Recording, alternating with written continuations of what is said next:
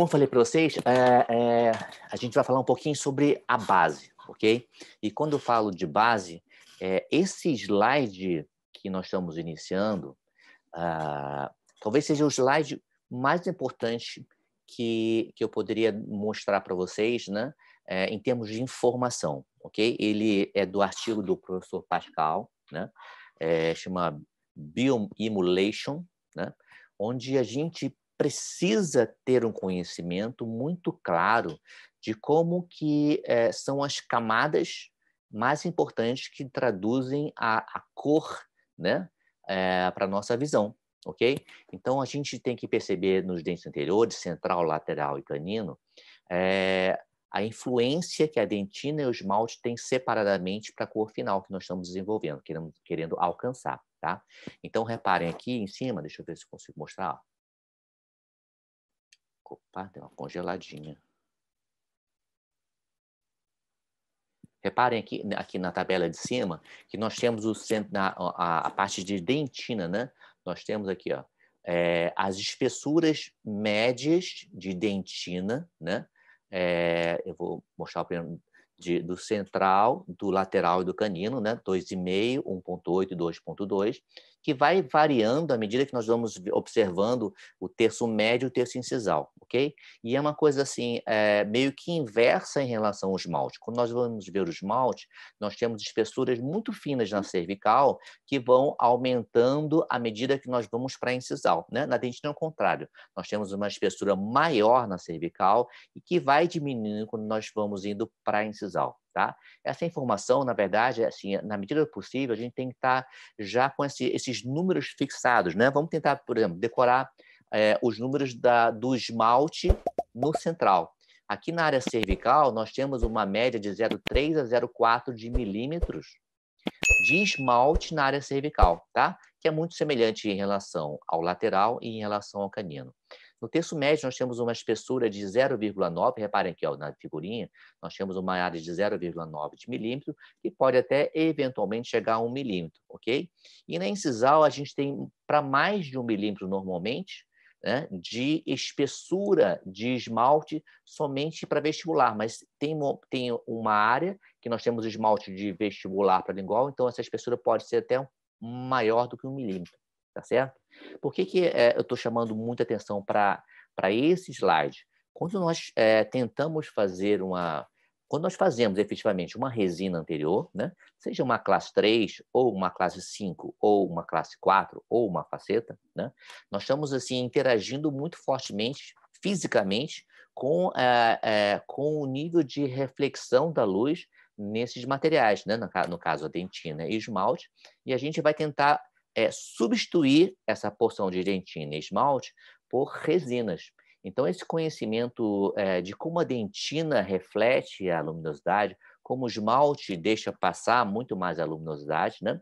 Então, estamos falando então de opacidade diferente, dentina e esmalte, como que elas vão interagir, é o quanto nós temos que tentar fazer uma semelhança, né, dessas camadas com as nossas resinas compostas, ok? E mesmo uma resina do tipo classe 3, nós temos sim essa interação de partes de dentina e partes de esmalte.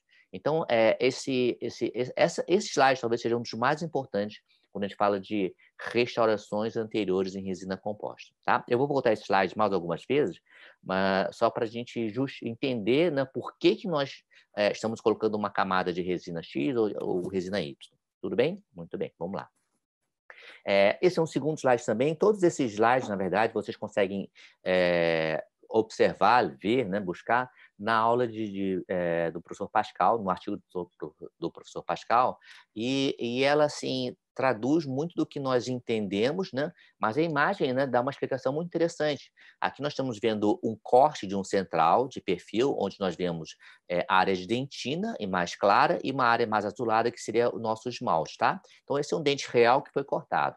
E quando a gente vê um dente, né, a gente faz a leitura da cor final de um dente, nós, na verdade, estamos vendo o quê? A reflexão da luz, né? Então, temos uma reflexão da luz, uma incidência de luz, e existe uma reflexão chamada especular, quer dizer, como se fosse de um espelho, né? Onde você tem uma luz e ela vai bater em uma angulação com o mesmo ângulo e vai refletir. Porém, como a superfície do esmalte não é plana, não é totalmente plana, ela na verdade tem uma curvatura, e mais do que curvatura, ela tem uma textura, né? Como ela tem uma textura, existe uma reflexão difusa também, ó. Essa reflexão difusa, né, que está sendo mostrada aqui pelas setinhas azuis, ela atua na nossa percepção em relação à cor final, né? Você vê normalmente a reflexão especular, como linhas de brilho ou reflexão. E você vê a luminosidade da superfície do dente por conta da difusão da reflexão. Não, obviamente, não é somente isso, existe, além disso, a transmissão, né? A luz atravessa o dente, né? E sofre alguns tipos, a gente chama de refração, mudança de angulação da luz, de uma forma totalmente diferente na cervical, no terço médio e no terço incisal. Então, existe uma complexidade grande de a gente conseguir imitar essa superfície, né? É uma tarefa que não é fácil, né? E alguns materiais nos ajudam um pouco em relação a essa obtenção. Sempre desse efeito óptico, né? Então, alguns pontos importantes que nós trabalhamos no dia a dia, como a textura superficial, brilho e polimento, afetam bastante a percepção da cor do dente, né? Se eu quisesse dar um exemplo para vocês, seria interessante assim, pegar uma latinha de tinta branca e se eu tivesse uma superfície, uma parede totalmente lisa e pintasse com essa tinta branca, ela teria uma cor X. Mas se eu tivesse uma outra parede do lado dela, que fosse bastante texturizada, né? Aquele chapiscado, por exemplo, uma parede chapiscada, e usasse exatamente a mesma tinta, ou seja, a mesma cor, o que aconteceria? Nós teríamos, após a secagem, duas cores totalmente diferentes. Por quê? A parede lisa ela tem uma reflexão de luz, normalmente numa incidência mais especular, ok? E quando você vai para uma parede texturizada, você vai ter muito mais difusão de luz, você vai ter reflexão da luz em vários ângulos. Ou seja, você vai provavelmente perceber a parede que tem uma textura maior com uma cor mais escura, né? Porque ela reflete a luz em várias direções diferentes da parede mais lisa, tá? Então, significa dizer o quê? Quando nós fazemos uma escultura, né? Nós copiamos a anatomia dental de um dente, nós temos efeitos de luminosidade diferentes de acordo com a nossa capacidade de imitar a textura do restante do dente ou do dente análogo, ok? Então, tudo influencia bastante naquele efeito final de cor, né? A forma influencia diretamente a visibilidade da cor final. Por isso, nós falamos muito de luz e forma. A luz refletida sobre o dente, né, que é transmitida pelo dente, ela é o responsável direto da nossa percepção de cor, tá?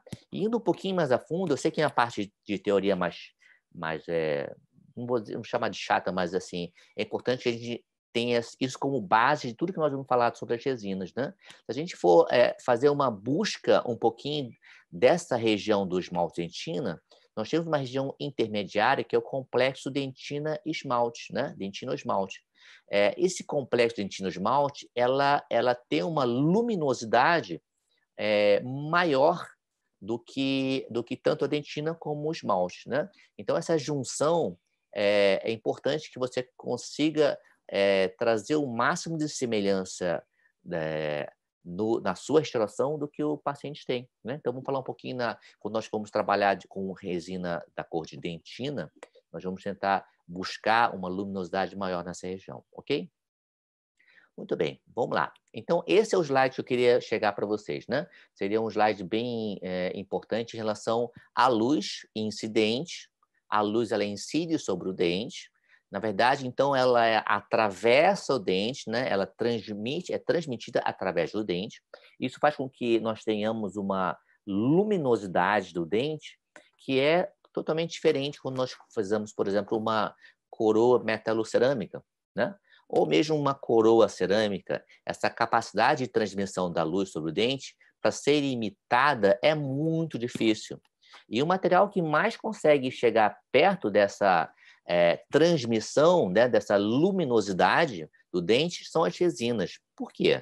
Porque a gente tem resinas com cores mais opacas, que a gente busca imitar a dentina humana, e nós temos também resinas com cores mais translúcidas, com cores incisais, que a gente busca colocar na mesma espessura do dente normal. Por isso é importante a gente saber exatamente a espessura do esmalte e da dentina nas várias regiões, terço cervical, terço médio e terço incisal. Tá? Quanto mais nós conseguimos acertar as espessuras das resinas que imitam dentina e o esmalte, a chance é muito maior da gente conseguir uma mimetização, uma imitação do fenômeno óptico, né, que é a transmissão da luz sobre o dente, entendem?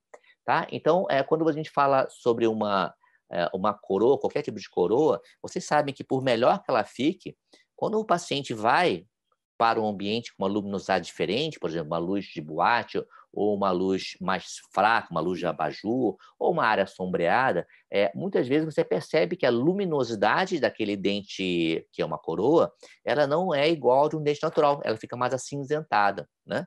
Então, em alguns ambientes com muita luminosidade, ela funciona bem, mas em ambientes com uma luminosidade que não é tão favorável, como uma coroa não permite transmitir a luz, ela vai ter um aspecto acinzentado. Isso é bastante perceptível para nós dentistas, né? A gente costuma ficar olhando para os dentes das pessoas quando nós estamos em outros ambientes, e a gente rapidamente detecta que não é um dente natural por conta dessa transmissão, dessa energia de luz que o dente natural tem, tá?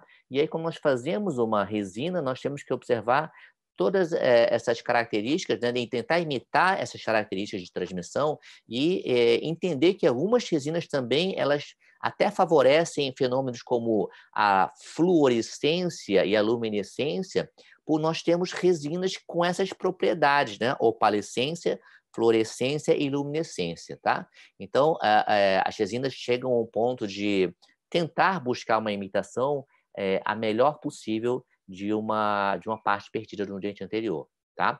E atualmente nós temos também algumas resinas que conseguem uma propriedade bem interessante de facetar, né? No esmalte vestibular, a gente tem conseguido trabalhar com resinas compostas para imitar ao máximo essa região de esmalte que vai lá desde a cervical até a borda incisal, ok? Então, nós temos aqui uma luz na área de dentina, uma luz mais espelhada, ela reflete bastante, porque nós temos uma dentina mais espessa, tá? A transmissão de luz acontece, mas hoje tem mais reflexão de luz nessa área cervical, né?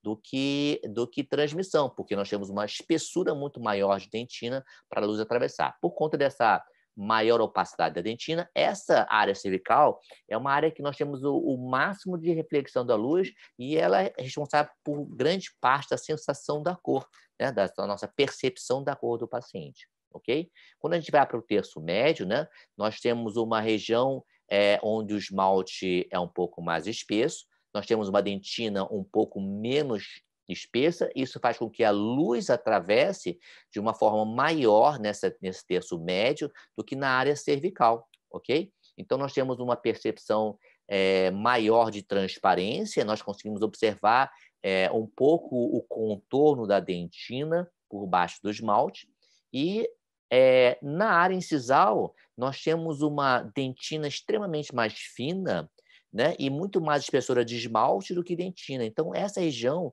muitas vezes, muitos pacientes apresentam até mesmo uma transparência ou uma semitransparência, que é um desafio quando a gente precisa imitar, né?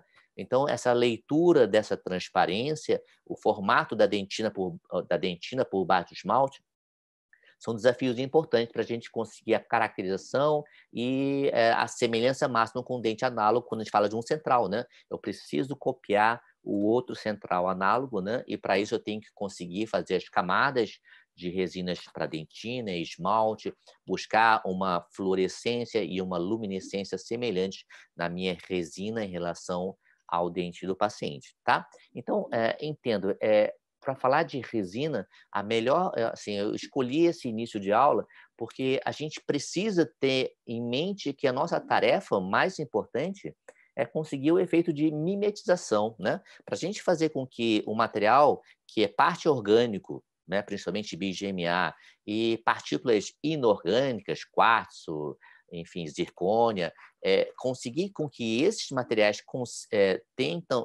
camuflem, né, mimetizem o dente natural, não é tão fácil assim, né? Então, se a gente consegue entender essas espessuras, a gente tem muito mais capacidade de tentar imitar, mimetizar o que o dente apresenta no nosso dia a dia, principalmente dentes anteriores, que são muito expostos no sorriso.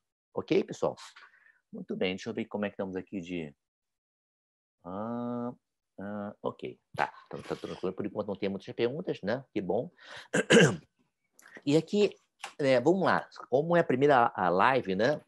A primeira aula da nossa jornada de resina, eu vou falar de uma forma bem simplificada, a mais simplificada possível, sobre as cargas das resinas que nós utilizamos. O que nós temos hoje em dia, na verdade, é uma infinidade de marcas de resinas compostas, né, que estão sendo lançadas, né, prometendo várias propriedades, e o que a gente tem que entender, na verdade, assim, minimamente, como que elas influenciam no nosso trabalho, tá? Então, essa aqui é uma adaptação do livro de materiais dentários do professor Rodrigo Reis e do professor Marçom. Na verdade, é uma simplificação, né? Porque existe até uma certa controvérsia em relação à classificação de híbrido, de nanohíbrido, de microhíbrido, né? Nós temos uma nomenclatura muito extensa e alguns fabricantes até se denominam, por exemplo, nanohíbrido sem ser nanoparticulado, sem ser nanoparticulado, ou sendo microhíbrido sem ser microhíbrido e assim por diante, tá? Então, basicamente aqui na tela do lado esquerdo, nós temos aqui macropartícula, micro, a seção dos híbridos, né, que seriam microhíbrido e nanohíbrido, tá? Nanoparticulado e uma classificação um pouco nova, né? Seria uma supranano ou submicro, né? Seria maior do que a nanopartícula e menor do que a micropartícula, tá? E aqui do lado esquerdo a gente vê esquematicamente, né? Como seriam as cargas. Aqui a gente consegue ver uma régua de micras, né? De uma fotografia, uma microfotografia das cargas expostas, né? O formato, o espaçamento das cargas, né? E como que isso pode influenciar na nossa percepção, nosso dia a dia em relação, principalmente à mimetização, em relação à manuseabilidade, né? Tudo isso influencia um pouco. Mas a ideia dessa tabela é não complicar, tentar deixar o mais simples possível para a gente conseguir entender o que importa clinicamente para a gente, tá? Então, a ideia é ser clínico com essa tabela. Nós temos aqui, rapidamente, né, o tamanho das partículas, essas macropartículas, vocês talvez lembrem um pouquinho, são as resinas bem antigas que eram de pasta a pasta, do tipo Adaptic Concise, né, onde nós tínhamos partículas extremamente grandes, que perdiam o polimento muito rapidamente e se pigmentavam muito, por conta de uma carga, de um percentual de carga pequeno, e como nós tínhamos uma dissolução da matriz orgânica, nós teríamos então a exposição dessas cargas que sofriam também exposição e, consequentemente, perda de brilho, né? E a matriz orgânica também sofria muita pigmentação por sorção, né? Por absorver pigmentos do meio bucal. Nós vemos aqui a micropartícula, muita gente deve ter trabalhado já com Durafil e atualmente deve trabalhar ainda com Renamel, são resinas que até hoje têm um resultado estético extremamente interessante, né? Nós chamamos de micropartícula. Você vê que tem partículas que vão de 0,01 micrômetro a 0,05 micrômetros, são partículas bem pequenas, né? E o resultado é interessante, estético, principalmente porque são num formato esférico, né? E esse é um ponto que eu queria falar com vocês. O formato esférico da carga é o que, aparentemente, é o que melhor consegue traduzir o efeito da passagem da luz, né? Imitando o que seria o esmalte e a dentina. Então, as partículas esféricas têm uma mimetização aparentemente melhor do que as cargas não esféricas, até porque, por ser esférico, eles conseguem ficar mais juntos, permite também um percentual de carga normalmente maior, ok? Então, as propriedades interessantes que nós vemos nas micropartículas seriam um excelente polimento, né, por conta do tamanho da carga, por conta do formato da carga, porém, uma menor resistência, principalmente ao desgaste, né, também em relação à fratura ou trincamento, ok?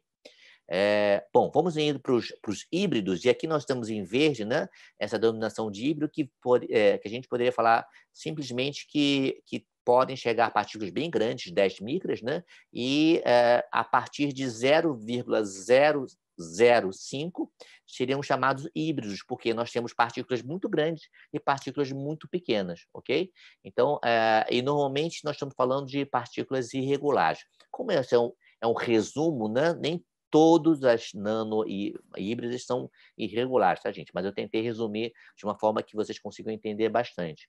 Quando a gente fala de microhíbrido, nós temos partículas que podem ir de um número de 0,04 micros até 3 micras. E nanohíbrido, quando nós temos nanopartículas, né? Então, nanopartícula seria 0,005 a 1,5 micras. Né? Mas sempre a gente tem que entender que nós temos uma variação de partículas muito pequenas, nano, e outras partículas que são até razoavelmente maiores do que as micropartículas, ok? E a maior parte dos materiais estão nessas categorias de micro e nano.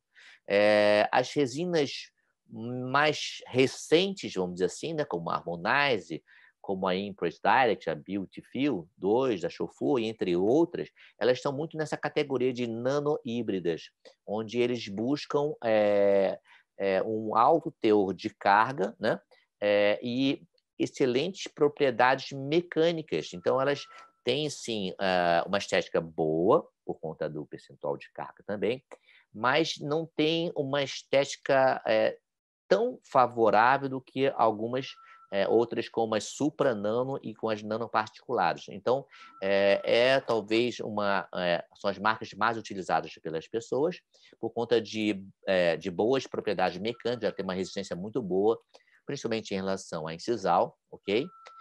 E muitas vezes as pessoas fazem um jogo de resinas compostas, usam uma parte nanohíbrida e finalizam a vestibular com as submicro, né? Ou as nanopartículas, tá? Essas duas categorias são interessantes porque elas trabalham muito com uma carga esférica. E a carga esférica, como falei para vocês, tem excelentes propriedades estéticas, né? Como um polimento muito bom, uma mimetização muito boa, ok? Então, o que diferencia essas duas categorias, a nanoparticulada e a supranano, são as cargas esféricas, né? E sendo que a única resina que está literalmente na posição de nanoparticulada é a Z350, tá? Ela tem partículas de 0,004 a 0,011 micras, ok? Mas ela tem aglomerados, né? Chama de clusters, partículas bem pequenas e outros aglomerados de nanopartículas, ok? Então, ela tem uma carga maior também. E última, uma marca de resina bastante conhecida, Tokuyama, né? A Paufic Stellite, da Tokuyama, a Vitra, da FGM, são partículas que são maiores do que nanopartículas e menores do que as micropartículas, ok? São normalmente esféricas, de silicato de zircônia, e elas têm um excelente polimento, uma mimetização muito interessante, e ela é muito usada como última camada, tanto no terço médio como no terço incisal, ok? Muito bem, seria isso um resumo um pouquinho do nosso mercado de resinas, que, enfim, nos envolve com muitas informações, né, de vantagens, mas a gente tem que talvez pensar no que seria a melhor resina para que situação, ok? Muito bem, gente. Eu queria falar para vocês um pouquinho sobre a técnica anatômica, tá? O que é a técnica anatômica? A técnica anatômica é quando você busca copiar a natureza na sua espessura de dentina e na sua espessura de esmalte. Só que é diferente do que a gente poderia pensar quando nós temos um caso de uma resina do tipo A1, né? Não seria colocar uma dentina A1 e depois botar um esmalte A1, de uma forma bem simples, né? Não é somente chegar na cor final usando as camadas de dentina e esmalte da mesma cor da cor final, ok? A1 não, ela tem a proposta de copiar o que o dente tem de verdade. O que seria, então? Se a gente olha aqui por incisal, vou voltar aqui os slides, se a gente olha aqui por incisal, nós temos a visibilidade aqui de uma parte da dentina e a gente entende que ela é muito mais escura do que o esmalte. Muito da cor final do dente está na dentina, na percepção da dentina, por baixo do esmalte, ok? Então, observe se a gente pensar num esquema anatômico, onde a gente busca a espessura da dentina e a espessura do esmalte, né? Para chegar nessa cor A1, eu não vou pensar em fazer uma dentina A1.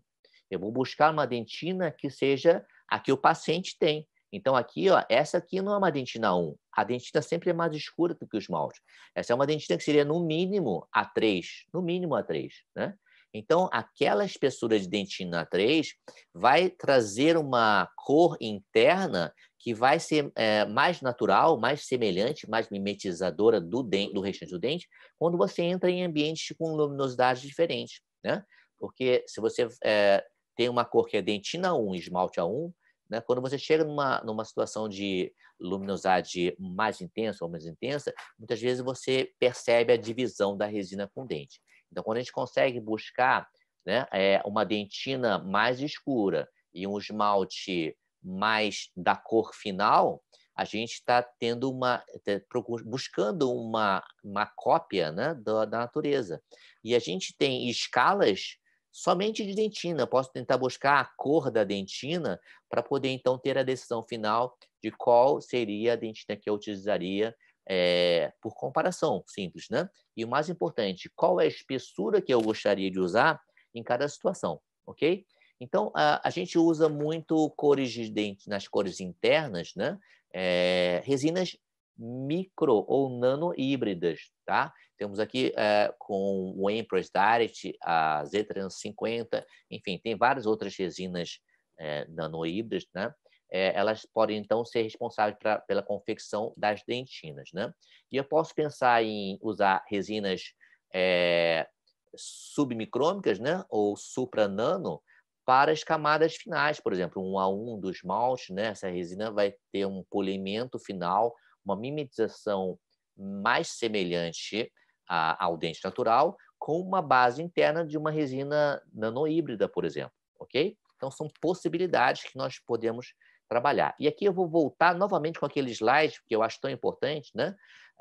Das espessuras, principalmente na dentina e no esmalte, tá? Então, quando eu vou fazer aquela dentina, eu tenho que entender essas espessuras médias, né, da polpa para vestibular, essas espessuras médias, e essas espessuras médias do esmalte, onde eu vou, então, botar cada material de dentina na sua espessura correta. Quer dizer, na verdade, quando você coloca a dentina, você quer deixar o espaço ideal para o esmalte, para você conseguir, então, com que tenha um efeito o mais semelhante possível ao que seria as espessuras da dentina e esmalte no dente natural. Então, a resina de dentina e a resina de esmalte tem que buscar as mesmas espessuras que você tem no dente natural. Por isso que esse desenho, né, esse esquema é tão importante no nosso dia a dia clínico, né? Valeria fazer uma moldura, fotografar, né? Fazer uma moldurinha para deixar do lado do nosso equipo, fazer uma colazinha, né? Poxa, qual a espessura que eu preciso deixar?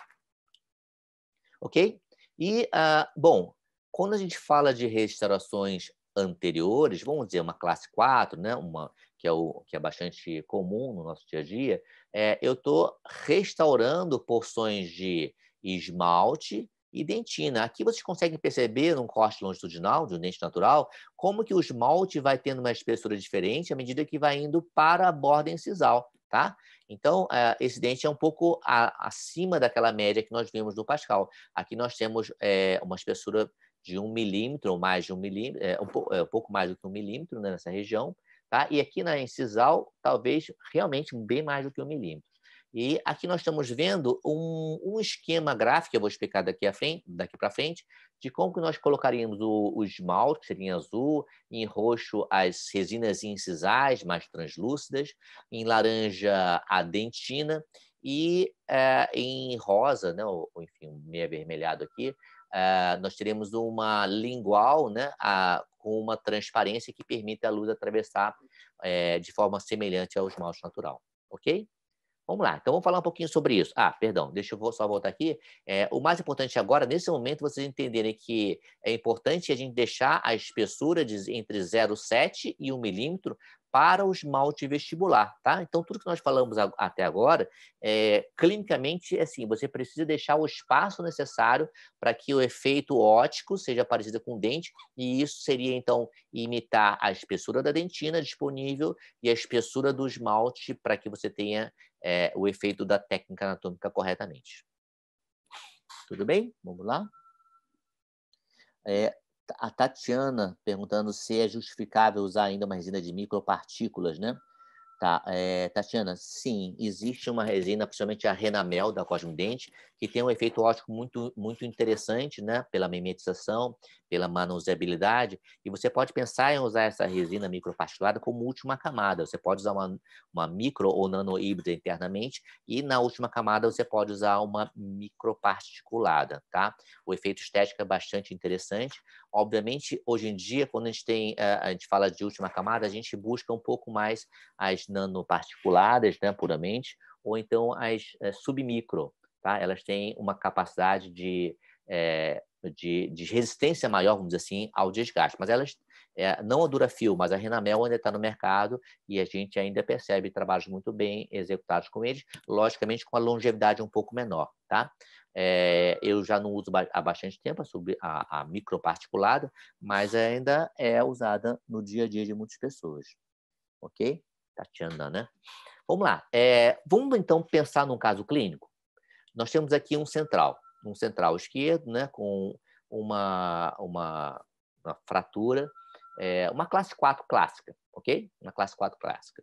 E nós temos no dente 11 um esmalte rígido, completamente rígido, né? Onde a gente tem uma percepção de cor, transparências incisais, a gente vê aquelas características que nós falamos, né? A área cervical, por ter uma espessura maior de dentina, né? Tanto pela vestibular como pela lingual, nós temos uma área de reflexão muito maior, né? A cervical, onde tem maior reflexão e é onde a gente consegue perceber, ter uma influência muito grande da cor final do dente, né? No terço médio, eu tenho uma dentina menos espessa, então já tenho uma percepção de alguma transparência proximal visível.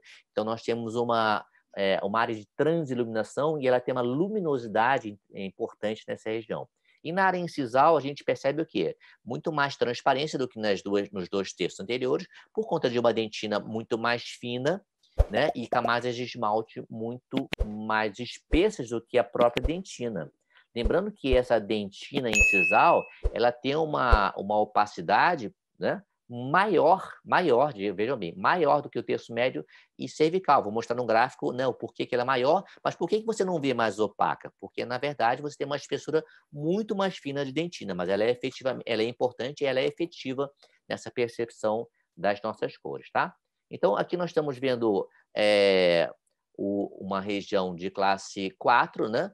E as técnicas que a gente mais usa para fazer esse tipo de restauração seria reconstruir o dente através da técnica de concha, né? A gente chama de técnica de shell. Construir uma resina por lingual, e a partir dessa resina lingual, uma casquinha lingual, como se fosse uma concha, e a partir dessa concha nós iríamos construindo as camadas até a vestibular, tá? Então, a primeira coisa que a gente tem que aprender a fazer é essa concha vestibular, esse gabarito vestibular, tá? Então, a gente vai passar alguns vídeos e eu vou mostrar como agir quando você não tem esse gabarito, o dente inteiro. Quando o paciente já vem com o dente já quebrado, como é o caso, como que a gente faria para buscar essa técnica da concha, né?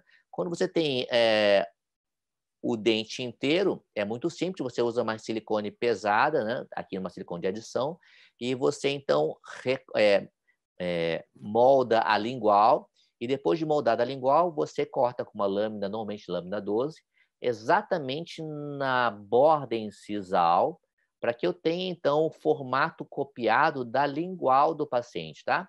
Seria, então, uma forma de buscar um apoio lingual para a confecção da nossa conchinha. E reparem como é importante deixar bem no meio, o corte bem no meio da borda incisal, tá? Tá bem no meio da borda incisal.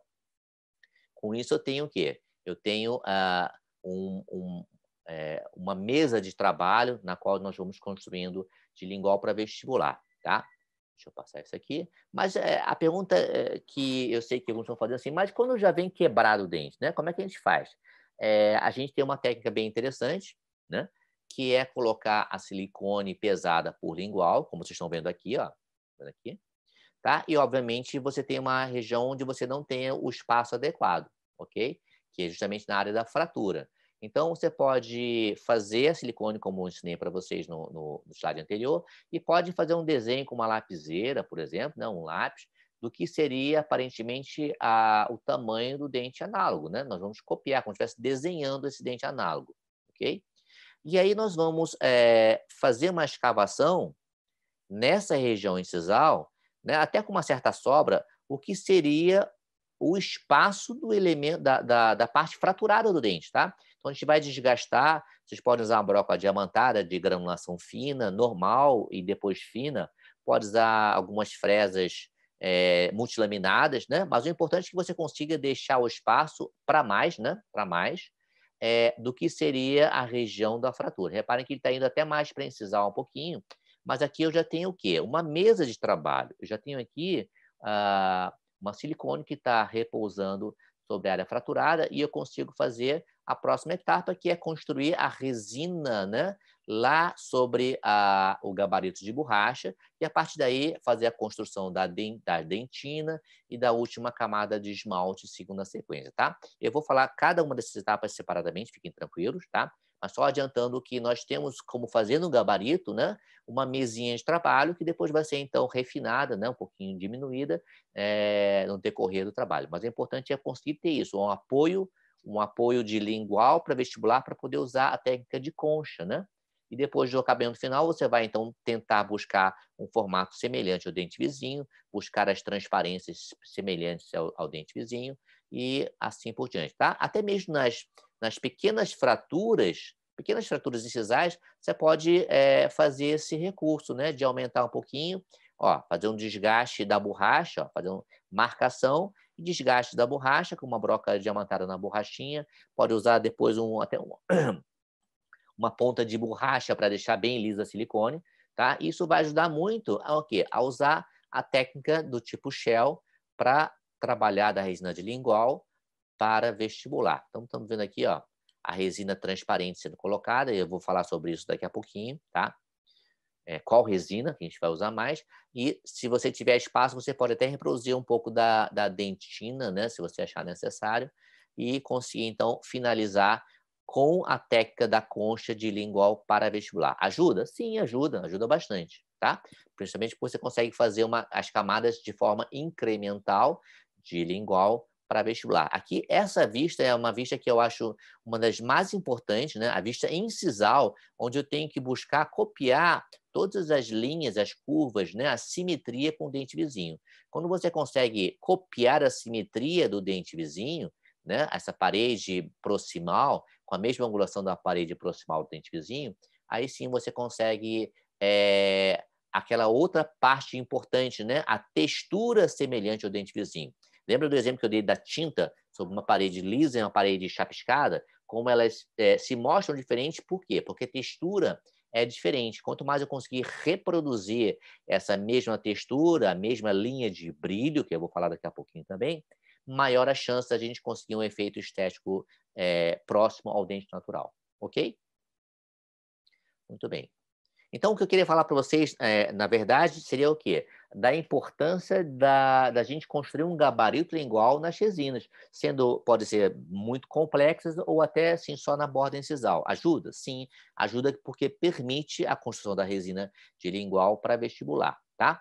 É importante a gente saber trabalhar muito com o pincel, né? Então, uma dicasinha bem legal é como é que a gente aumenta a longevidade do nosso pincel. Esse aqui é um pincel da Hotspot Design, é um pincel de pelo de Marta, né? Mas temos derivados de petróleo, que são politicamente mais corretos, onde eu faço um tratamento no pelo, né? Nos pelos do pincel, para que eu consiga usar durante alguns meses, e não durante algumas poucas semanas, 1 ou 2 semanas. Né?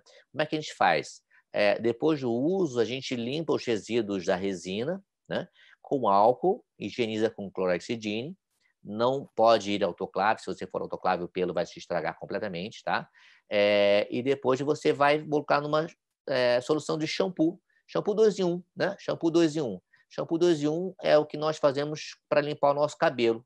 O pelo de Marta é mais ou menos parecido com o nosso cabelo. Se você botar só álcool, ele resseca totalmente e os pelos, em pouquíssimo tempo, você já não vai conseguir ter o mesmo efeito de um pincel novo. Então, você já vai ter que passar para um pincel diferente. Ó, o Felipe Miguel aí, arnista também, top, hein? Legal, abração para vocês. Então, o shampoo 2 em 1 você deixa imerso, né, pelo menos durante 5 a 10 minutos, e depois você lava com água. Aí o seu pincel vai ter uma durabilidade muito maior do que um pincel que você não faz esse tratamento, você só limpa com álcool, tá? Então, aí é uma dica bem legal. Bom, vamos lá. Lembrando do começo da aula, né? A gente tem que tentar reproduzir todas as camadas buscando o mesmo grau a mesma espessura e a mesma opacidade e translucidez dos vários materiais, tá? Então, é por isso que nós começamos a fazer o efeito halo, né? Quer dizer, perdão, a gente começa a fazer a concha lingual com uma resina bem transparente que permita a luz atravessar completamente de vestibular para lingual. Por quê? Porque eu parto do princípio que nós temos transparência em sisal. Se você não tem transparência em sisal, você vai tampar isso com uma dentina mais importante ou uma resina de esmalte que seja menos translúcida, tá? Mas eu tenho que, a princípio, deixar uma camada de resina que permita a luz atravessar completamente, para casos onde você tem um efeito incisal com maior transparência, tá? Então, essa concha, essa área em vermelho aqui, ela é normalmente a nossa mesa de trabalho, né, para fazer o trabalho de lingual para vestibular, e ela tem uma transparência a melhor possível, tá? Nós temos algumas marcas comerciais no mercado, essa Trans 20 e Trans 30 da Empress Direct, são materiais que têm uma ótima transparência, né? Você pode pensar também numa linha da Z350, por exemplo, esse CT é o clear transparente, né? É o transparente como se fosse quase que um vidro, ok? E você pode usar esses materiais com muita transparência para confeccionar a face lingual, tá certo? Muito bem. Aqui nós estamos vendo uma cor de dentina branca que pode ser utilizada para fazer o chamado efeito halo. Observem aqui, ó. Aqui, ó, tá vendo? Ó? Essa área mais branquinha é uma área muito fininha e a gente quer reproduzir no dente natural essa área também que delimita como se fosse uma moldura de uma área transparente, porque a incisal é transparente, mas nós temos uma linha branca que delimita o término, tá? Então, uma das formas é você usar uma resina um pouquinho menos translúcida, bem fininha, para que você consiga perceber lá dentro uma delimitação da borda incisal, ok? Então, resinas dentina B1, por exemplo, você pode usar também para fazer esse efeito, né? Você não precisa comprar uma dentina uma resina própria para isso. Uma dentina B1 já faz um efeito bem parecido. Muito bem. Outra marca de resina, atualmente ela se chama Palfic, né? A Stellite é uma supranano, né? Ou submicro, resina supranano ou submicro, que tem, então, uma mimetização bem legal. Essa cor incisal, ela é interessante para fazer essa concha shell. Mas eu gostaria mais de falar para vocês que essas resinas, as nanohíbridas, são mais interessantes para a concha, para você ter uma resistência maior nessa região que sofre muito desgaste pelas guias, né, anteriores. Então, essa resina aqui, por exemplo, da Z350 é um material que se presta muito para fazer essa concha lingual, ok? Muito bem.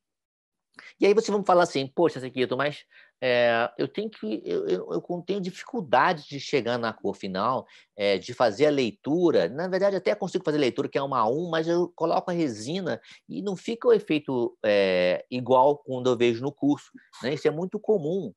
Isso é muito comum, né? Acontecer, a gente não consegue o mesmo efeito e a gente às vezes não entende o porquê. Eu acho que você precisa, antes de mais nada, conhecer a resina que você está trabalhando, tá? Então, você tem que fazer palhetas, pastilhas ou palhetas da resina que você trabalha, tá? Se você trabalha com uma resina Empress Direct, por exemplo, o Harmonize da Care, ou enfim, qualquer outra resina, Opalis, você tem que fazer palhetas pelo menos uma vez. Então, aqui é uma forma bem simples, né? Você pega uma caixinha de broca de baixa rotação, bota uma silicone de adição, né, de preferência, e você vai moldar uma espátulazinha de plástico, aquela espátula de espatulação de plástico, para fazer uma forma, onde eu tenho uma área mais fina e uma área mais larga, tá? Então, quando eu coloco a resina nessa forma e polimerizo, e dou um polimento, né? Você cria, na verdade, o quê? Pastilhas com vários tipos de translucidez e opacidade. Então, não importa se você trabalha com resina X ou Y, o importante é que você domine as características óticas dessa resina que você está trabalhando, tá? E nós temos uma coisa bem interessante, que são as resinas de dentina, resinas de esmalte, resinas intermediárias entre dentina e esmalte, chamadas de body ou corpo, e uma gama de resinas incisais, tá? Então, essas resinas incisais, reparem, CT, BW, WE, né? Elas são resinas com graus de translucidez diferentes. Reparem na letra vermelha, um T e por trás vermelho, o quanto que esse CT ela é muito mais transparente. Esse B white, né? Já é um body, né? Corpo branco, ele já é bem mais opacificante. Esse WE, que é o White Enamel, vocês não precisam decorar isso, mas pelo menos nas suas resinas é interessante você decorar. O White Enamel, né, você tem uma transparência intermediária entre o BW e o CT. Tá? E perceba também que à medida que eu vou indo para a área mais espessa da minha palheta, eu também tenho modificações na cor. Mas você tem que fazer isso toda vez? Não, você precisa fazer isso uma vez. Né? E pode usar durante várias vezes. Você vai ver aqui, ó, nessas letras por baixo, que cada uma dessas resinas, incluindo o A1 esmalte e o A1 dentina, você vê o quanto que eles mascaram as letras embaixo, e essa é a percepção que você tem que ter para não deixar nem mais nem menos opacificante do que o próprio dente. Então, essa é a cópia que você tem que ter. Se você trabalha com uma Z350, você tem que ter pelo menos nas pastilhas de dentina A1, A2, A3, né, as mais usadas, e tem que ter as de esmalte mais usadas e as de incisais mais utilizadas, tá? Você pode, inclusive, intercalar uma pastilha de CT com a A1E e molha com uma gotinha d'água, você vê, então, um pouquinho do efeito de transparência nessas regiões. Isso permite o quê? O entendimento do seu kit de resinas, o que elas te oferecem. E se você pegar essa palheta do A1E, por exemplo, você vai perceber que ela não é igual à sua escala de cor de cerâmica. E, às vezes, não é igual ao seu A1E do paciente. Você vê que é A1, mas o seu A1 não é tão parecido, tá? Então, isso é preocupante. Talvez você tenha que ter outras opções de A1 esmalte ou pensar naquela possibilidade de trabalhar com as resinas que mimetizam mais, né, que conseguem roubar um pouco da cor do dente para que o efeito óptico seja de imitar o dente. E nesse quesito a gente falou no comecinho da aula que as partículas esféricas, as resinas com partículas esféricas, têm essas propriedades melhoradas, né? Elas conseguem uma mimetização normalmente melhor, tá? De uma forma geral, tá? Estamos vendo aqui, por exemplo, uma resina da Empress Direct, né? Que tem uma excelente mimetização. A manipulação, às vezes, um pouquinho menos fácil do que as microparticuladas ou as suprananoparticuladas, mas eles conseguem um efeito de mimetização muito boa, tá? Então, basicamente, o que eu quero mostrar para vocês aqui é a necessidade, a importância de vocês trabalharem com as resinas e com as palhetinhas. Depois que você usar 2, 3, 4, 5 vezes, você mesmo já vai ter incorporado na sua memória visual, né, como que elas vão se comportar nos pacientes. Tá? E quanto mais efeito de mimetização você tem na sua resina, você vai ter mais facilidade de fazer escolhas finais para a sua resina. Tá? Mas entendam bem a pastilha em relação à cor e principalmente em relação à opacidade. Eu preciso entender a opacidade, o quanto que ela deixa a luz atravessar, o quanto que ela reflete de luz para conseguir, então, buscar uma restauração de resina a mais parecida possível com um dente, tá? Então, vamos ver aqui nosso esquema, né? O efeito halo. Como que é o efeito halo? Quem quiser usar o QR Code, vai direto para o canal do YouTube, né? E você consegue baixar, tá? Olha, reparem, eu marquei na fratura, né? O limite da... Deixa eu voltar aqui um pouquinho. O limite da fratura na minha barreira, na minha guia, no meu gabarito de silicone, tá? Com essa guia, eu sei que eu tenho que botar a resina além dessa linha, ok? Eu tenho que colocar além dessa linha, ok? Reparem que a sua espátula, ela deve estar a mais lisa possível. A sua espátula de resina tiver ranhuras, a resina vai grudar nela, tá? E o efeito halo é feito então com uma resina bem transparente e ela deve passar dessa linha, para que você tenha a possibilidade dela se aderir bem à superfície lingual do dente que já foi condicionado, tá certo? Olha lá, passando um pouquinho daquela linha, é interessante. Você pode acomodar melhor ela com um pincel. O pincel ajuda nessa hora também para acomodar, né? E remova o máximo de excesso. Tente deixar o mais fininho possível e o mais bem acomodado possível, ok? Para que você consiga uma superfície uniforme. Olha como quando eu usei o pincel, deixa eu voltar só um instantinho aqui. Quando você usa o pincel, você deixa a resina mais bem acomodada no gabarito, né? E você consegue, então, uma transparência maior, porque você acomodou a resina, né? E aí você vai, então, levar para o dente condicionado. Você pode usar o pincel ali para que a resina toque no dente fraturado e você, então, não fique com ela solta ou não bem aderida, né? Então, lembrando sempre que a resina foi além daquele traço que nós marcamos, tá? Polimerização. Quando você remove a barreira de silicone, ó, é importante que ela fique assim, ó, bem fininha, né? E servindo como uma mesa de trabalho, para as demais adições, das demais camadas, tá? O efeito halo, que nós vamos ver aqui agora, ó, né? Quer dizer, a delimitação do final dentisal com uma resina do tipo B1, por exemplo, né?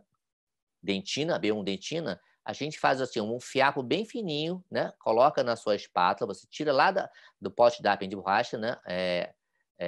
Eu gosto muito de usar o pote Dappen de borracha opaca, de silicone, para primeiro manusear a silicone, né? Eu tenho que manusear, que ela sai da bisnaga não homogênea. Então, você tem que apertar e amassar a resina para ela ficar homogênea. E depois você vai pegar com uma espátula de resina e vai cortar como se fosse um fiapo, um fio de cabelo. Um fio de cabelo. Por isso a espátula tem que ser bem fina, né? Então, olha, apoia a ponta da espátula no final da borda incisal e corre ela pela incisal, ó. Ó, corre a resina pela incisal. Né? Pode fazer em 2 etapas, pode fazer metade, depois a outra metade, ó. E você vai, então, esse é um ponto legal, volta com o gabarito, porque você vai ter que apertar, né? Como a adesão aqui é uma linha tênue, né, da resina com o dente, com o gabarito na posição, com a barreira na posição, você tem como apertar e manusear melhor todas essas camadas, tá? Ó, o pincel também é importante para fazer aquela acomodação, e aqui você já criou aquele efeito halo, tá? Aquele efeito halo. Um pontinho de resina flor lá na interface da concha com o dente é interessante para você deixar essa região mais vedada, né? E um pouquinho mais colada. A concha fica mais colada ao dente, tá? Então, uma gotinha que você espalha com o pincel lá dentro. E aí nós temos, então, a concha pronta, tá certo? Como eu falei para vocês lá no começo da aula, né? Se você tem um dente que já veio fraturado, você vai recortar na sua barreira para formar aquele espaço para fazer a concha, ok?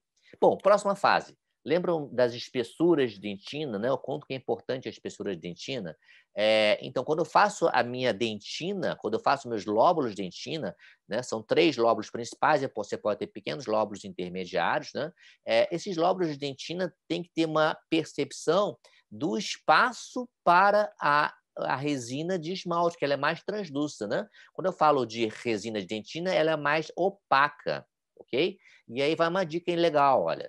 As micro ou nano híbridas, elas te dão uma resistência melhor nessas resinas mais extensas, principalmente em relação a fraturas. As propriedades mecânicas são mais interessantes, tá certo?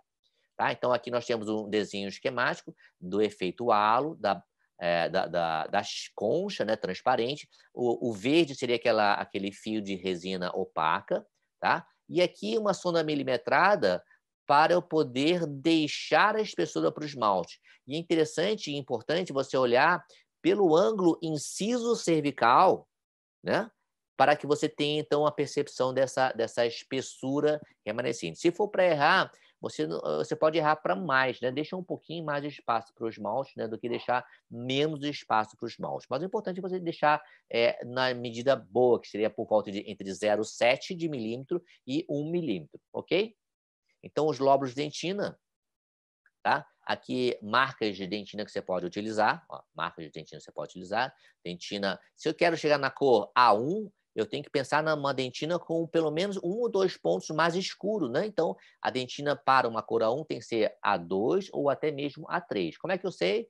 Lá no comecinho da aula nós falamos, né? Colocam a escala de cor de dentina para você fazer a decisão. É importante você ter a palheta que você coloca aqui, ó, junto ao dente, a dentina do paciente que está exposta, para conseguir, então, fazer a leitura do grau de translucidez e opacidade dessa dentina, ok? E você pode, então, deixar...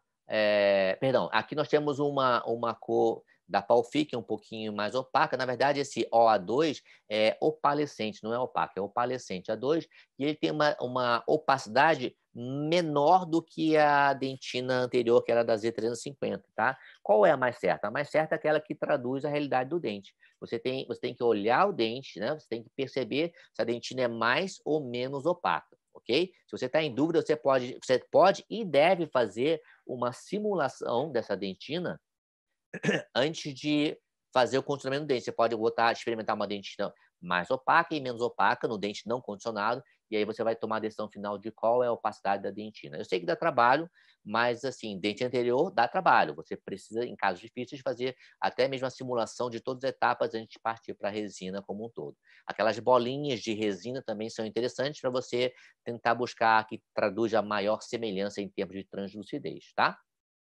Muito bem. E como eu falei para vocês, olha, existe uma importância da gente entender a dentina. A dentina cervical, né, a dentina média e a incisal, elas têm opacidades diferentes, porque alguns transmitem a luz melhor e outras transmitem a luz com mais dificuldade.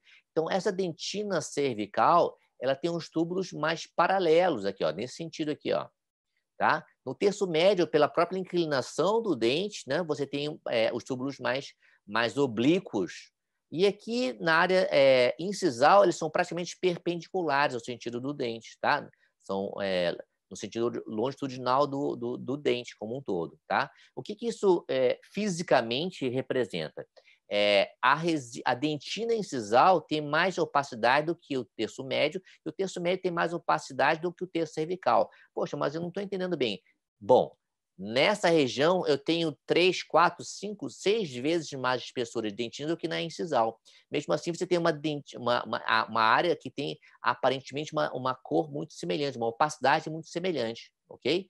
Então, você tem que buscar uma dentina que tenha essa mesma capacidade de tampar e promover o efeito de opacificação da dentina, nem mais nem menos do que o dente natural, tá? Então vamos lá, vamos ao vídeo. Olha, você deve colocar uma camada de dentina, né? Resina mais opacificada, e a condensação da resina, né, não pode incluir bolhas, né? Você tem que ter uma facilidade de colocar a resina, e quando você acomoda a resina, a superfície da resina tem que ficar mais brilhante, né? Quando você bate a resina, como a gente está fazendo aqui, ó, essa batida na resina, ela faz com que o BGMA ela aflore para a superfície. Isso faz com que a resina parece estar polimerizada, mas não está. Ela está, na verdade, mais brilhosa, porque as pequenas batidas que você fez afloraram o BGMA para a superfície, né? E repare que o pincel também ajuda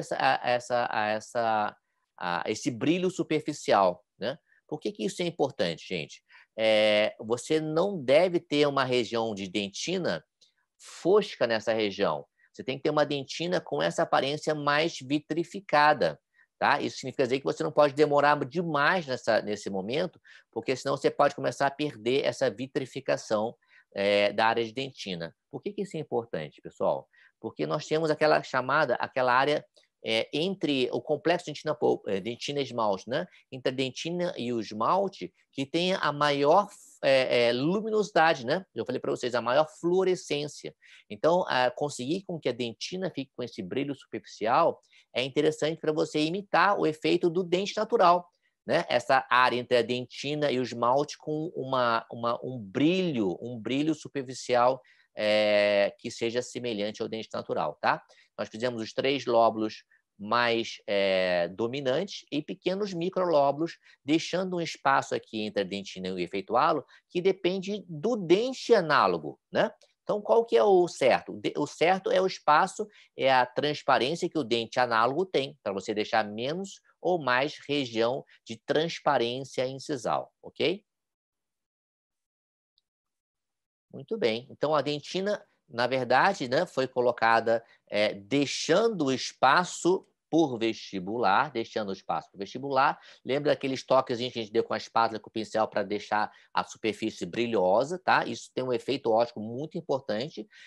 E depois nós vamos pensar nessa área de borda incisal, ok? Então, nessa área de borda incisal, eu tenho que ter uma dentina com boa opacidade, eu tenho que, então, imitar o dente natural na sua largura de translucidez, Então, o roxo aqui seriam as resinas incisais, elas têm que, então, imitar o dente natural. Então, qual é a cor do dente natural?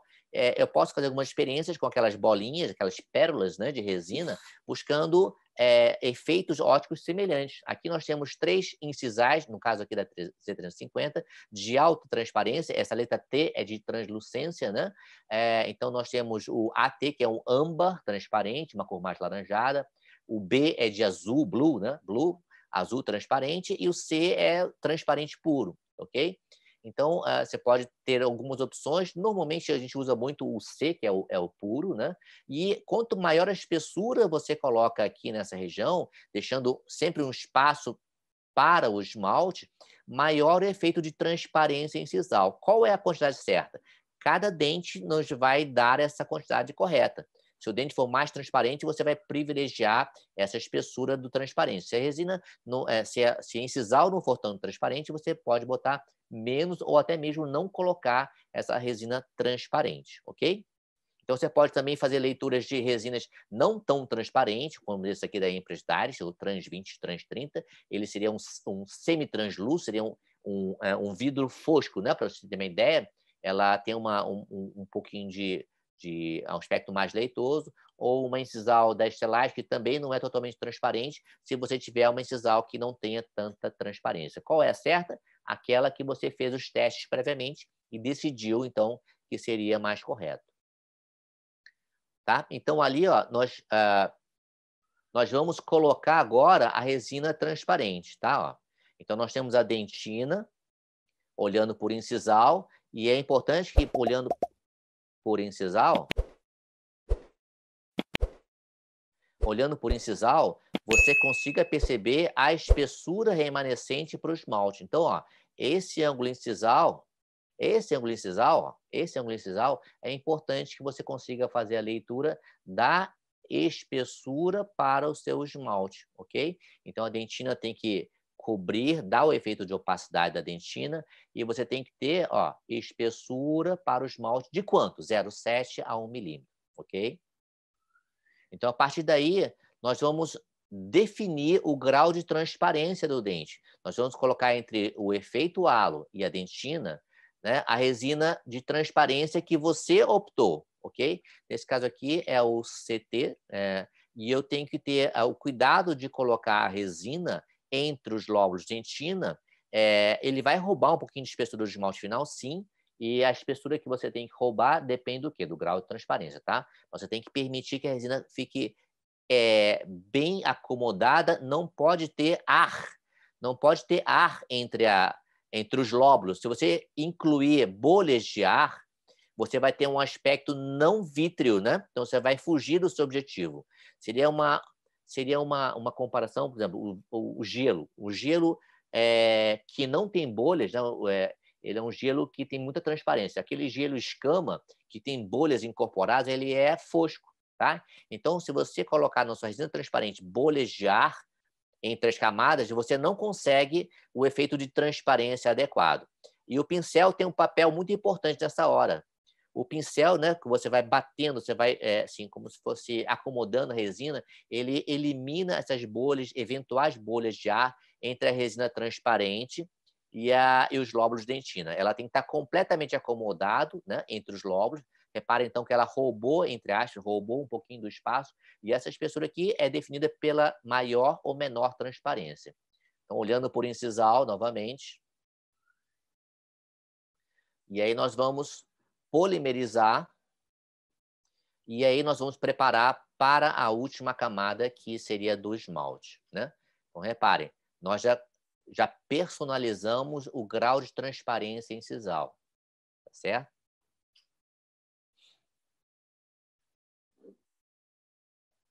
Muito bem. Depois de polimerizar, você percebe que tem um grau de transparência maior, né?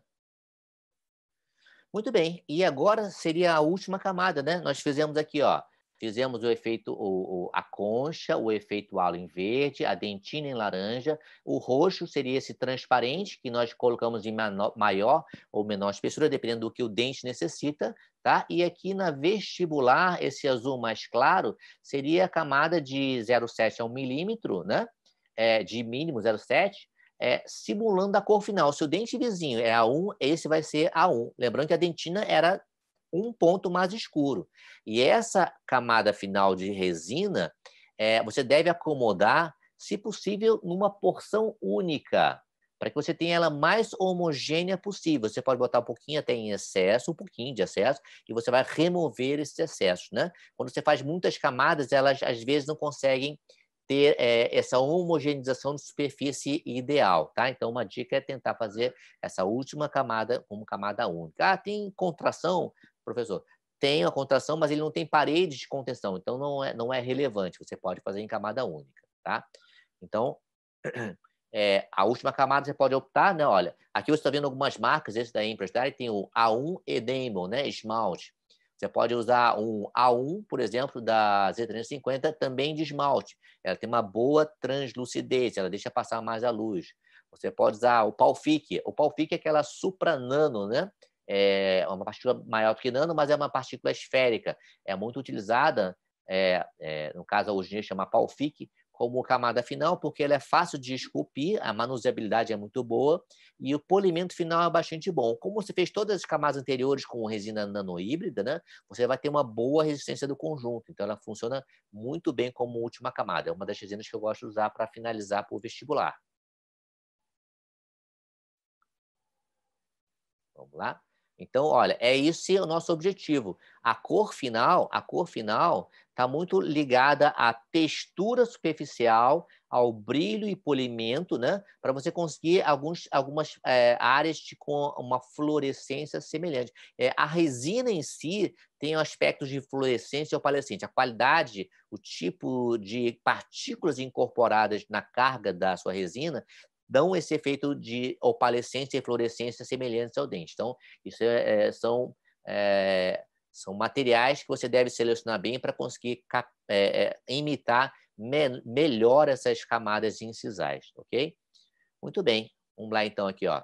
O esmalte vestibular talvez seja a parte mais sensível, mais dependente da sua escultura, porque anteriormente são camadas mais fáceis, e essa última camada, que é a mais crítica, né, depende um pouquinho da sua percepção de cópia do dente análogo, né, do seu treinamento em escultura, porque não adianta fazer um central aqui como se fosse um manequim, você tem que fazer um central como se fosse do dente análogo, né? Esse é o nosso desafio. Então, olha, uma camada única de resina, ok? E aí você vai acomodar, você vai fazer aquelas batidas na resina, ó. Quando você vai dando essas batidinhas, o que acontece? Você vai fazendo com que o BGMA aflore na superfície, normalmente, tá?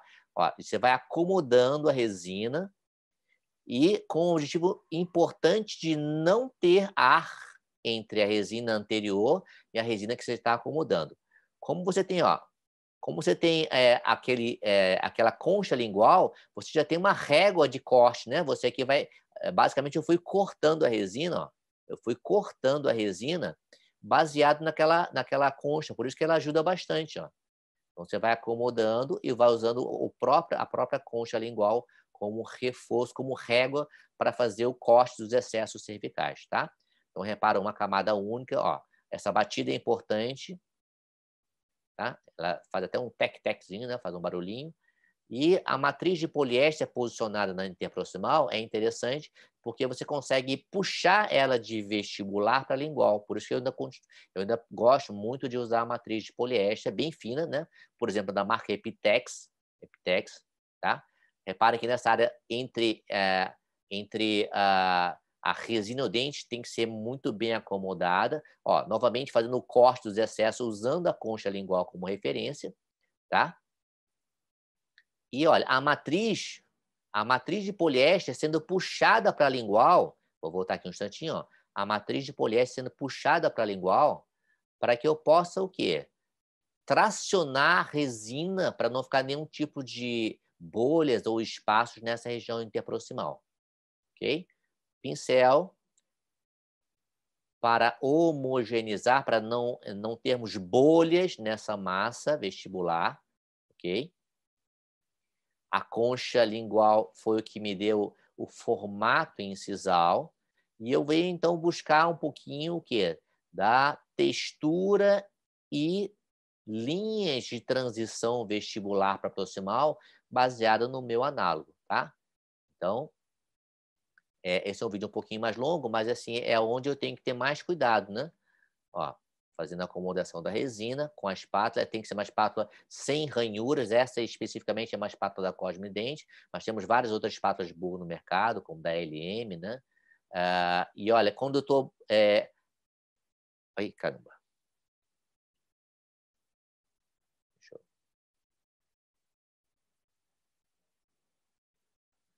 Quando eu estou acomodando a minha resina, né?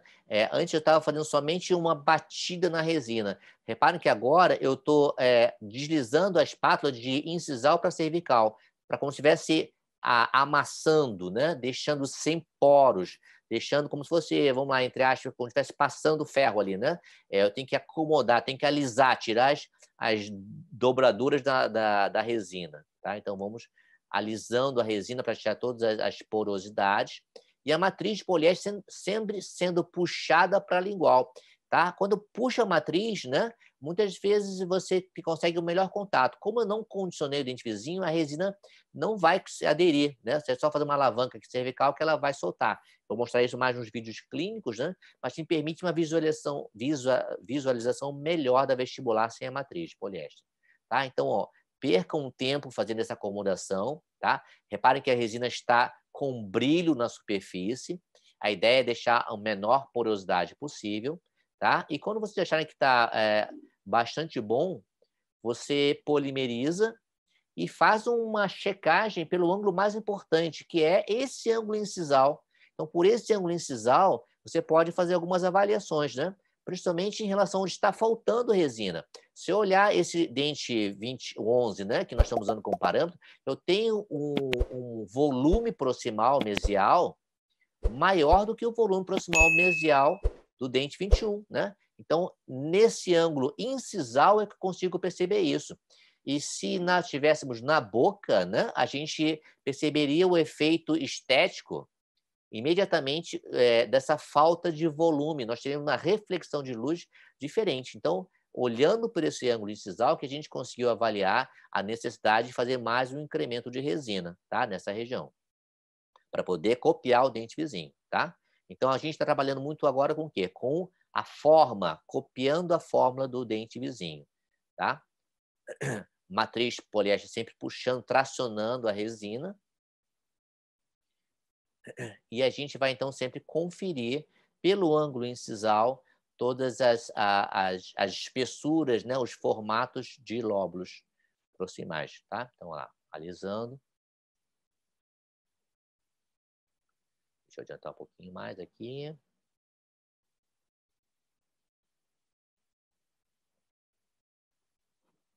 Tá? Então, olha, Uma vez acomodada a resina, posso novamente tirar a matriz de poliéster, né?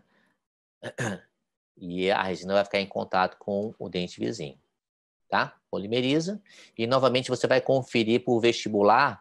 Olha aqui como a gente consegue analisando esse volume aqui, como ainda não está ideal, a gente pode aumentar um pouquinho mais aquele volume, tá? Essa análise, você vê que por vestibular é muito mais complicado, né? A gente precisa sempre ficar avaliando o formato pelo ângulo correto. Isso depois de ter feito um acréscimo bem grande por incisal, tá? Deixa eu passar um pouquinho aqui. Bom, quando a gente vai fazer o acabamento final, né, a gente tem algumas regrinhas importantes, né? Deixa eu passar isso aqui.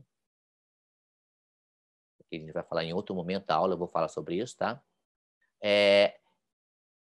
Eu quero que vocês tentem lembrar um pouquinho, ou, na verdade, perceber que nós temos algumas linhas, né? Essas linhas de grafite aqui, elas são a marcação da passagem de uma parte plana vestibular para uma área que é diagonal que é proximal, tá?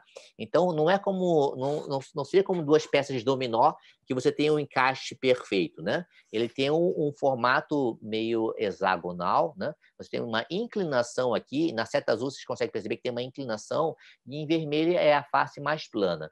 Então, dessa linha, né, que muda de vestibular para proximal, até a outra linha proximal, essa é a área que nos dá a percepção da largura. Um dos recursos que nós temos, às vezes, é mudar essa região justamente para eu conseguir ter uma percepção de largura maior ou menor. Tá? Esse aqui é um dente natural, né? E você percebe que nós temos uma angulação vestibular plana, uma angulação inclinada proximal e, mais uma vez, inclinada, fazendo que a gente tenha uma área de sombra interproximal que nos dá a sensação da profundidade. Agora, a sensação da largura é dada entre as linhas de transição ou linhas de brilho, tá? Então, a gente vai chamar essa linha vermelha de linha de transição ou brilho. E na boca, a primeira coisa que a gente deve fazer é tracionar com a grafite, né? Perdão, é marcar com a grafite. Você passa a grafite de lado, você vai marcar essa linha de brilho, tanto na mesial como na distal, e vai começar a fazer as medições para conseguir harmonizar ou deixar simétrico o dente 21 com o dente 11. A gente sempre tem que usar o dente análogo como referência, tá? E até calibrar essa mudança da linha de transição para você dar um efeito do dente ser mais largo ou menos largo. Esse é um vídeo que eu tenho no canal do YouTube Professor Sequito, né? É uma série de 6 vídeos onde a gente aborda muito o quê? A escultura de dentes anteriores, tá? Então, é muito importante, passando a grafite de lado, que você tenha essa leitura da transição da vestibular para proximal, tá? Essa angulação é aproximadamente 45 graus, e nós temos, então, 2 angulações de 45 graus para fechar a esquina, né, de 90 graus. Ok? Área cervical. Todos os dentes anteriores têm essas 2 linhas de transição. Ali nós estamos marcando os lóbulos, que são áreas de depressão, não são riscados, são áreas de depressão, tá? Então, olha, a gente consegue perceber em vários ângulos, essa passagem da vestibular para a lingual. Isso é importante para a sua resina? Muito, muito importante, né? Talvez seja a maior causa de você não conseguir a naturalidade que você deseja em restaurações até pequenas, como classe 3, isso pode influenciar. Mas numa classe 4 ou numa faceta, essa não percepção dessa linha de transição é fundamental para você você acaba não conseguindo a naturalidade, né? E o contrário, quando você consegue perceber essas linhas de transição, você consegue, então, incorporar um elemento que a gente chama de profundidade proximal. É uma área de sombra que vai acontecendo entre a linha vermelha e a verde, e ela dá, então, essa individualidade, essa separação entre os elementos anteriores. Ok? Então, esse é um dos vídeos para a gente fazer a leitura, né, das linhas de transição. Quando você está fazendo um enceramento anterior, a primeira coisa que você deve fazer é a demarcação dessas linhas de transição para que você consiga encerar um dente de acordo com essas linhas de transição. São as linhas de referência para você copiar. E na boca é a mesma coisa, né? Na resina é a mesma coisa. Você tem que fazer a leitura dessas linhas de transição e tentar, então, copiar na sua resina, ok? Então, vocês podem ver depois o vídeo com calma, né? Com o vídeo com calma, mas isso clinicamente no que influencia, gente? Olha como é bem importante. Nós estamos falando aqui, ó, desse esmalte, né? Onde a gente mais incorpora erros de escultura e anatomia. Porque muitas vezes, ou na maioria das vezes, a gente não está observando pelo ângulo correto, que é o ângulo inciso-cervical, tá, gente? O ângulo inciso-cervical. Aqui eu tenho a anatomia do dente ideal, tá? Olha a linha em grafite, que é a linha de transição da vestibular para proximal, tá? Essa inclinação, deixa eu mudar aqui.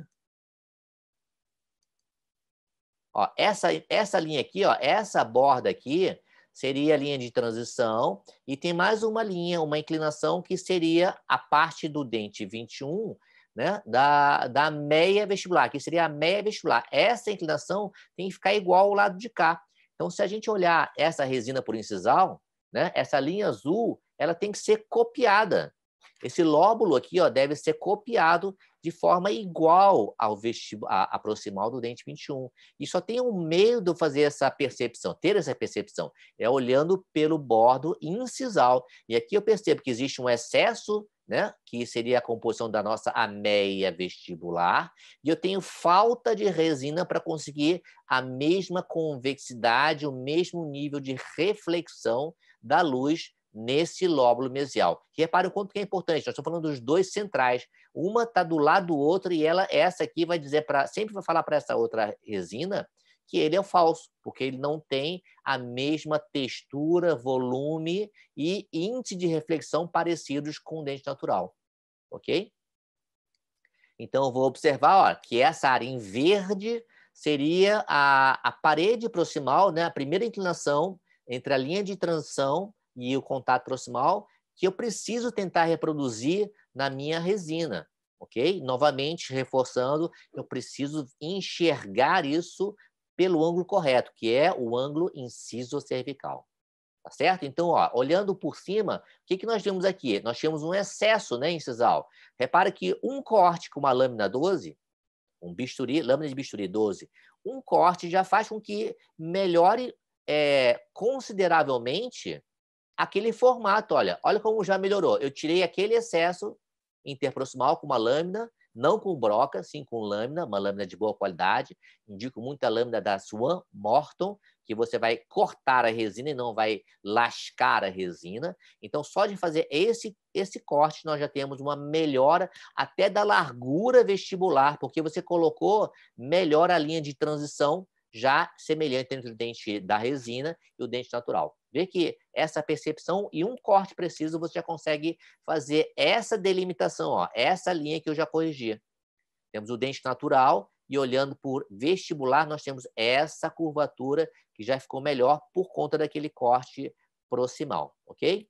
Esses são materiais de polimento que eu gosto de usar muito, eu gosto de usar Softlex, gosto de usar essas GIF de borracha amarela e brancas, tá? As pontas de borracha da Evoclar também são muito boas. E você tem que ter no seu arsenal brocas de ponta fina, né? De tarja vermelha e tarja amarela, ok?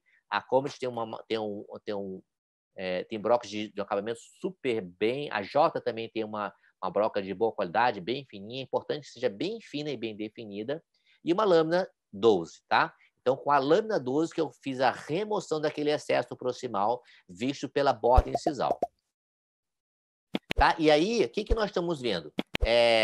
Nós estamos tentando buscar essa linha de transição do dente normal, nosso dente de referência, com o dente 21, né? Essa linha de transição. Olha. Essa largura vestibular tem que ficar mais semelhante possível do que a largura vestibular do outro dente. Tá? E para isso só tem uma forma, gente. Só tem uma forma de conseguir isso. Você tem que usar um compasso de ponta seca, ok? Aqueles de ortodontia, por exemplo, né? Então, é muito prático, você vai medindo de um lado ao outro, e se a largura for diferente, você tem que transferir essa linha de transição ou mais para o meio do dente para conseguir uma largura semelhante, tá? Para conseguir uma largura semelhante. Então, vamos lá, vamos prosseguir. Olha, essa é a visão, perdão, essa é a visão incisal desse slide, tá? Ó. Essa é a visão incisal desse slide. Repara, né, que a gente tinha feito aquele corte, acertando um pouco melhor, né, removendo aquele excesso vestibular. Mas, olha, fazendo essa grade aqui, algumas coisas eu estou percebendo, né? Com essa grade eu consigo perceber que na linha pontilhada azul eu tenho mais resina nessa... Perdão, eu tenho mais volume de dente, né, natural nessa região. E aqui eu tenho volume a menos. Tem um volume a menos. Então, a reflexão da luz aqui vai ser igual ao lado de cá? Não, não vai ser igual. Essa linha de brilho vai ser posicionada no ponto igual ao lado de cá? Não. O formato influencia na percepção da cor. O formato influencia na percepção da largura do dente, ok? Então, a cópia do formato vestibular está diretamente relacionada com a percepção correta da cor do dente, tá? Sem falar que a gente tem que sempre buscar o máximo de analogia, simetria com o dente análogo, ok? Então, observando aqui, olha, a gente percebe que essa linha azul é a que nós temos que copiar, né? Dá para ver isso pela vestibular? É muito difícil. Essa curvatura eu só consigo observar por incisal. Como é que eu faço para ver isso? Use um espelho de fotografia ou então um espelho clínico um pouco maior, né? Uma área um pouco maior, para que você, posicionado sempre atrás do paciente, na posição de meio-dia, ok?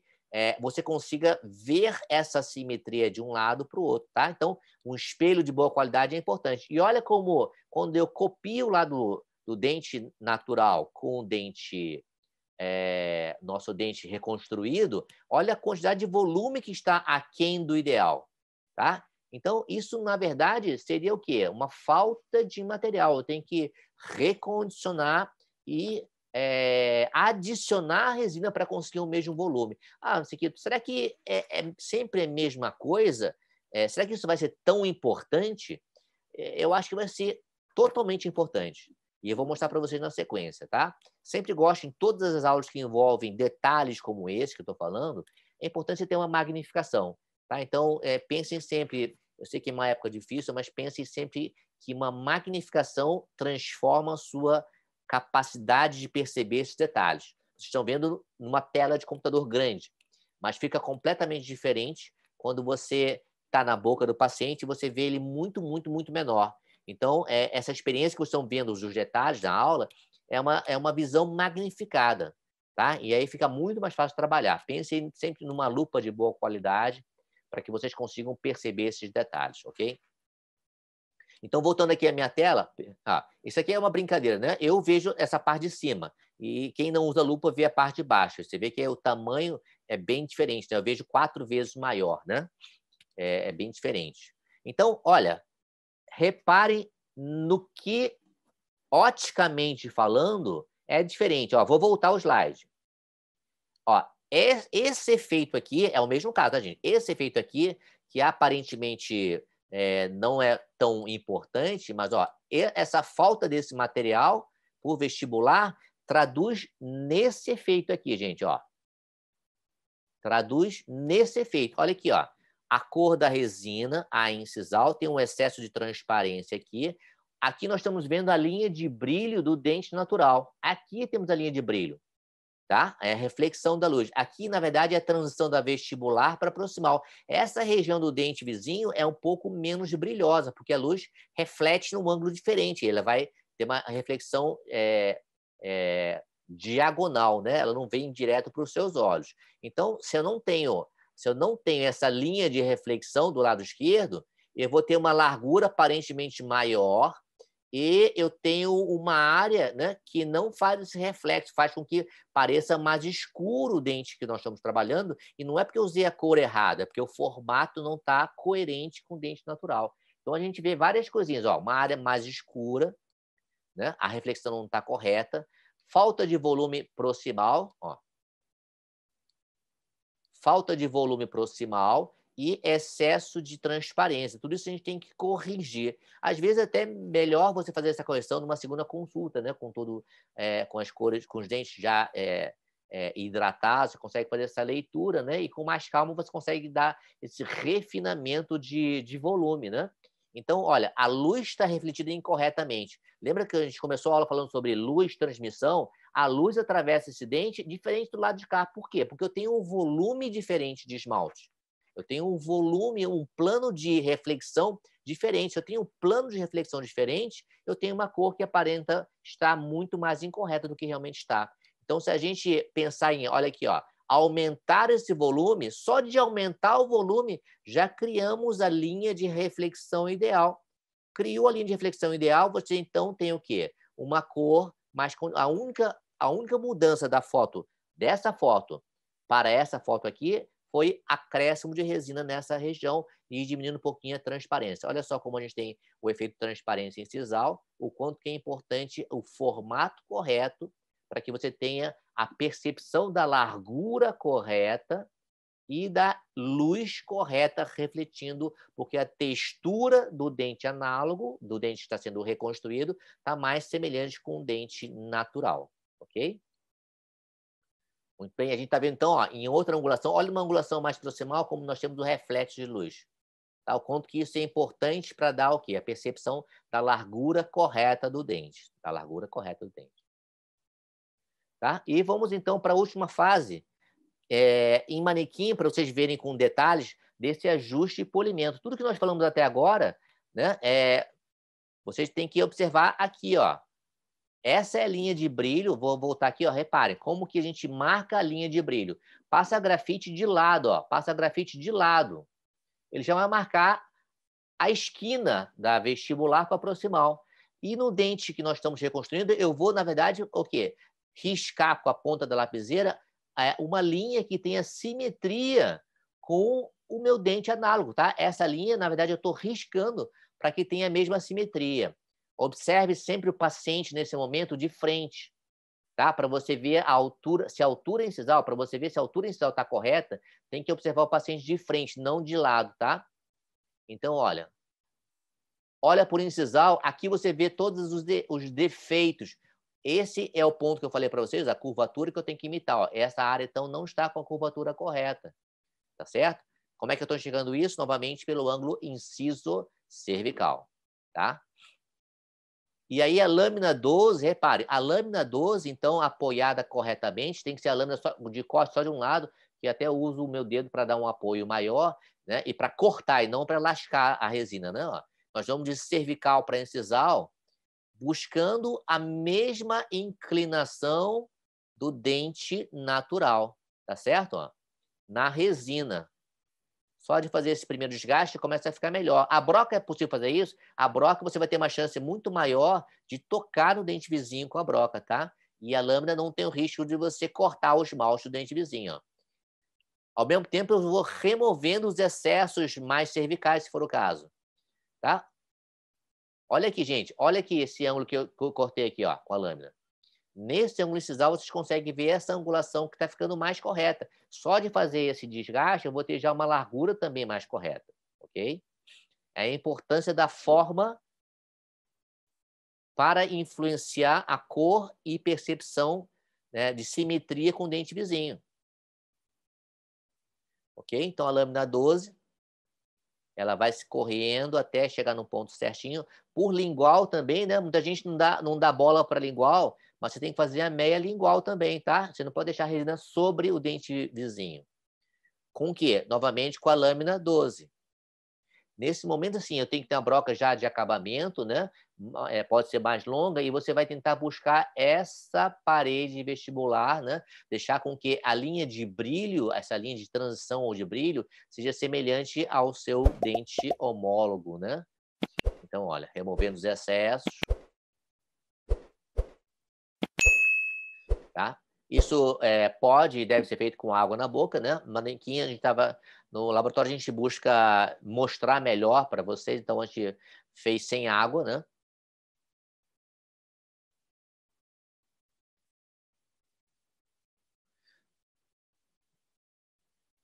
Como é que a gente vai conferir? Sempre pelo ângulo incisal. Olha aqui, ó. Aqui a gente está vendo que tem um pouquinho de excesso nessa região, aqui ainda tem um pouquinho de excesso proximal. A gente vai sempre buscando essa confirmação da anatomia, não só pelo ângulo vestibular, mas principalmente pelo ângulo inciso-cervical, tá? Então, aqui eu estou conseguindo ver, ó, um excesso vestibular nesse ângulo incisal. Tá, ó, o excesso ali, ó, tem um volume a mais naquela região. Posso marcar com lapiseira e vou, então, com a broquinha e vou removendo esse excesso vestibular. Broca de acabamentar vermelha, né? Ó. Cuidado para não tocar no dente vizinho, tá? Não riscar o dente vizinho. Né? Ali perto do contato é melhor ir com a lâmina 12. Sempre conferindo pelo ângulo incisal, né? Olha lá, olha o ângulo incisal, gente, ó. Tá ficando mais parecido agora. Novamente, ó, com a lâmina 12, sempre a lâmina 12 para tirar os excessos e conseguir um contato limpo, né? Um contato bacana ali, ó. Essa angulação aqui da meia incisal também tem que ser igual ao dente análogo, tá? Então, façam a leitura para que vocês consigam a máxima simetria nessas duas regiões, ok? Já estamos dizendo com uma borracha de polimento, mas essa amarela tem um pouquinho de abrasividade, ela já vai dar um pouquinho de desgaste. Eu fizer, ó, se eu uso a ponta de borracha no sentido longitudinal, já tem um pouco de desgaste, né? Quando eu uso ela de forma plana, como se fosse uma enceradeira, eu puxo mais brilho. Mas se eu quiser fazer um desgaste no lóbulo, eu posso usar nesse sentido aí, ó. Tá? Ele tem um desgaste mais invasivo, tá certo?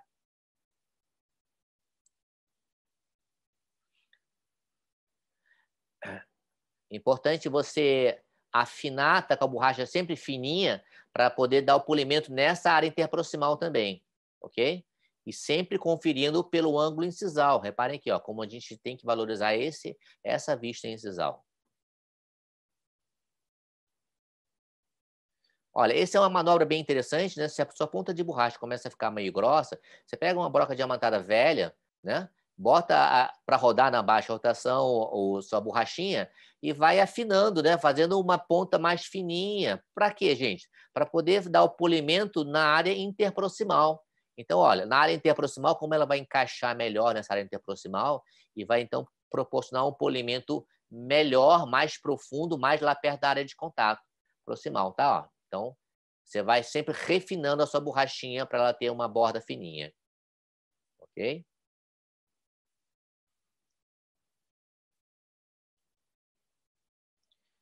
Reparem as áreas de transparência que a gente conseguiu, né? O efeito halo, né?